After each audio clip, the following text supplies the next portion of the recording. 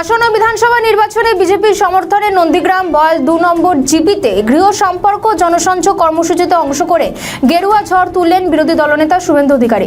বহু মানুষের উপস্থিতি লক্ষ্য করা যায়। আপনারা জানেন, দুটি কেন্দ্র থেকে দাঁড়িয়েছে বিরোধী দলনেতা শুভেন্দু অধিকারী, একটি ভবানীপুর এবং অন্যটি নন্দীগ্রাম। এবার নন্দীগ্রামে জনসংযোগ করতে দেখা যাচ্ছে বিরোধী দলনেতাকে। তদন্ত অনেকদিন ধরেই চলছে। মাথাকে ধরুন, পার্থ তো চুনোপুটি, সব খেয়েছে হাওয়াই ছুটি। পার্থ টাকা তুলে তো মুখ্যমন্ত্রীকে দিয়েছে, ওনাকে ধরছেন না কেন? কি ভয়, কেন ধরছেন? অনেকবারই গেছে, ও যাতায়াত করতে করতে ওদের গা সওয়া হয়ে গেছে। যার দোকান কাটা তার লজ্জা আছে।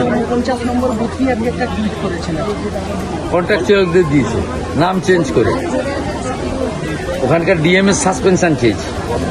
দাদা, ময়নায় আজকে তৃণমূল পার্টি সেখানে মিছিল করছিল এবং প্রার্থীর অভিযোগ যে বিজেপি আশ্রিত লোকেরাই তার না, আমাদের লোকরা করে। সমাজ লক্ষ্মীর ভান্ডার বন্ধ রেখেছিল, ওরা হাইকোর্টে করে আদায় করেছে। সেই কারণে মহিলারা বিক্ষোভ দেখিয়েছে। এটা স্বাভাবিক। কি তৃণমূলের বাপের টাকা নেই, সরকারি টাকা আটকে রাখবেন কেন? 7 কোটি লোককে মোদিজি রেশন দেয়, 54 লক্ষ লোককে পিএম কিষাণ দেয়। আমরা বলি নাকি যে মুসলমানদের দেবো না, তৃণমূলরা পাবে না?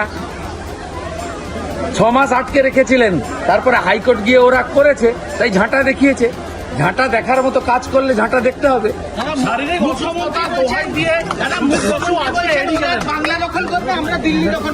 আমাদের ভিডিও ভালো লাগলে লাইক ও শেয়ার করুন, কমেন্ট সেকশনে আপনাদের মতামত জানান।